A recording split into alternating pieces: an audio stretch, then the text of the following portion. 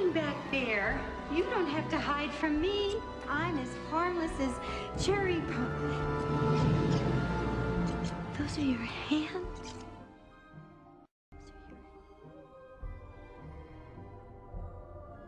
Hi everyone, so today I'm really excited to be recreating the very iconic Edward Scissor Hands. I grew up watching this all through the 90s as a kid. So for my primer, I'm going to be using a mattifying primer just by Benefit, and then what I'm going to be using is a little bit of Vaseline to wax down my brows. This is going to help me mute out my brows a little bit. I find it really difficult to mute out my brows, so I'm just going to try my best today. So what I'm going to be doing, as you can see here, I'm laying some face paint over top of it and just doing a couple of coatings. So just to set that, I'm going to be using a white matte eyeshadow, and I'm just going to place it on both my eyebrows. To create a very pale appearance like Ed has in the movie, I didn't go with face paint. I've worked with face paint over the years and I found it very difficult. It cracks, it crepes, it goes flaky, and by the end of the night it's just so uncomfortable on the skin. So what I've done is mixed a green based primer with one of my lightest foundations, and then I've just applied it with a wet beauty blender, and then to intensify the whiteness, not to the point where it's completely white, but it's really pale, I've laid another coat on top with a foundation brush.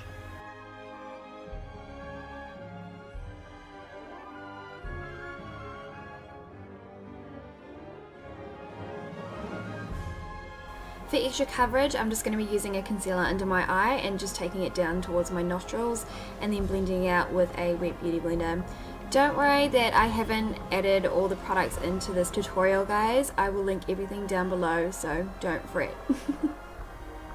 Now to set that base, I'm going to be using a white matte ivory eyeshadow, and then just to make sure the whole complexion looks cohesively as one, I'm going to be placing that powder over my ears as well. Now that the base is complete, I'm going to be moving on to the eyes. So it has quite gaunt looking eyes, so what I'm going to be using is kind of like a purple eyeshadow. I didn't go with like black or anything, it's more to just look like a really drained complexion. So what I'm going to be doing is running that kind of just along my eye socket and leaving it between a little gap between my lash line and the eyeshadow. I'm going to be taking it up through the nose and then just underneath my eyebrow.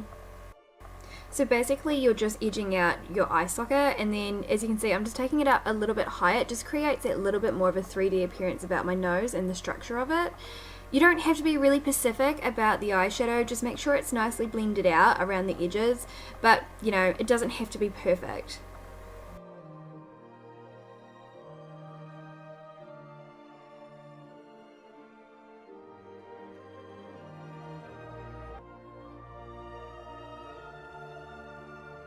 And then taking the eyeshadow down the bridge of my nose a little bit more, it just gives that really sunken in, quite ghostly, sick look.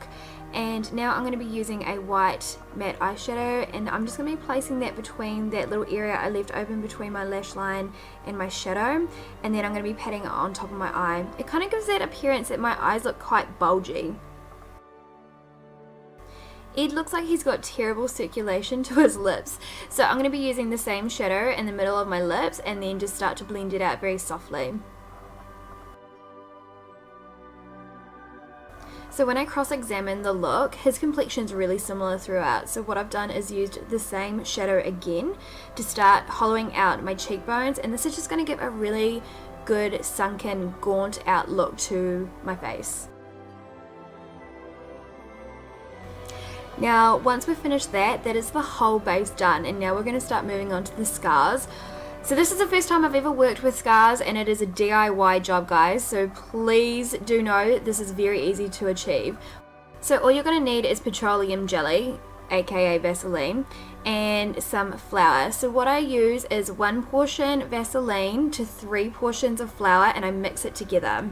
Consistency is key with this mixture, so if it's a little sticky I recommend adding some more flour, but once you've got to the perfect ratio you should be able to roll it up and it doesn't stick to the fingers. Next I take a small portion of the mixture and I just lay it out on a flat surface and start to create the specific shape of the scar that I'm after. To ensure that my scars stay on throughout the night, I'm going to be using some eyelash glue. So I flipped the scar over and I'm going to be patting that onto the back of the scar, and then what I'm going to do is obviously apply that onto the skin now. So as you can see, I'm just using the back of tweezers to start to blend in the edges of the scar, and just that way it looks more part of the skin. That example came out pretty terrible, but you get the idea. So I tried my very best to recreate the exact scars on Ed's face from the movie. I feel like I got it fairly good.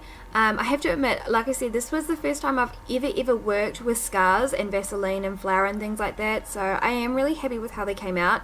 Admittingly, I would have liked the scars to be the tiniest bit smaller, but in saying that, it is Halloween, it is a little bit more dramatic being bigger and in your face, so yeah.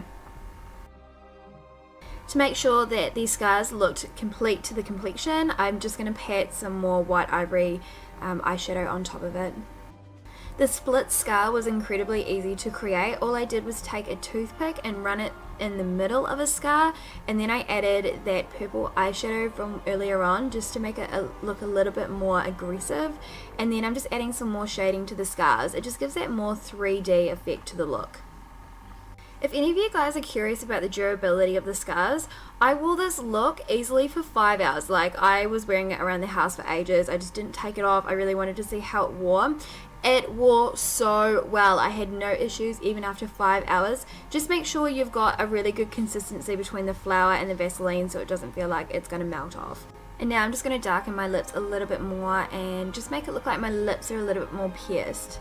Now, time for my wig. I'm just going to be spraying all my fluffies down with a whole lot of hairspray, as you can see. So this is just a really short bob that I picked up from a store, and I'm just going to cut the hell out of it. Ed has his hair kind of swept back around his fringe, so I'm just going to make sure it sits there with some more hairspray.